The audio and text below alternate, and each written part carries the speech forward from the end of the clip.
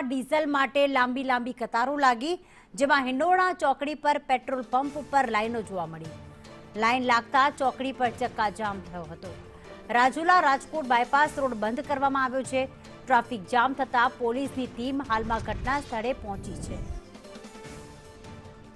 યોગેશ કારાબાર વધુ વિગતો સાથે જોડાઈ ગયા છે. યોગેશ, એટલી બધી લાંબી લાઈનો લાગી કે બાયપાસ જ બંધ કરવો પડ્યો.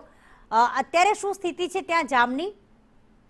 જી પ્રીતિ, અત્યારની જે હાલની પરિસ્થિતિ છે કે જણાવી દઉં, આમ તો છેલ્લા 5 દિવસથી રાજુલા શહેરમાં ડીઝલ અને પેટ્રોલની તંગી છે. જ્યાં પેટ્રોલ અને ડીઝલ આવે છે તેવા સમાચારો મળે છે, ત્યાં લાંબી લાઈનો જોવા મળે છે. પરંતુ અત્યારે આજે સવારથી જ 7 વાગ્યાથી હિંડોળા ચોકડી છે, જે ભાવનગર સોમનાથ હાઈવે કહેવાય છે, અને ત્યાં પેટ્રોલ પંપ પર ડીઝલ આવવાના સમાચાર મળતા ત્યાં નીચે લાઈનો લાગી હતી. અને નીચેના વિસ્તારમાંથી જ રાજકોટ રાજુલા બાયપાસ રસ્તો છે તે બધો ટ્રાફિક જામ થયો હતો ને એટલા વાહનો હતા કે ચારો તરફ જ્યાં આપણી નજર પહોંચે, જ્યાં સુધી નજર પહોંચે ત્યાં સુધી ટ્રાફિક જામના દ્રશ્યો જોવા મળી રહ્યા હતા. પરંતુ આ જે ઘટનાની જાણ છે જે રાજુલા પોલીસને થતા ટ્રાફિક પોલીસ તેમજ TRBના જવાનો સ્થળ ઉપર આવી ગયા હતા અને સતત 7 વાગ્યાથી, એટલે કે જો કોઈ 3 કલાક ઉપરનો સમય થવા આવ્યો છે અને અત્યારે હાલ છે એ પોલીસ દ્વારા ટ્રાફિક ક્લિયર કરવા માટેના પ્રયત્નો કરવામાં આવી રહ્યા છે.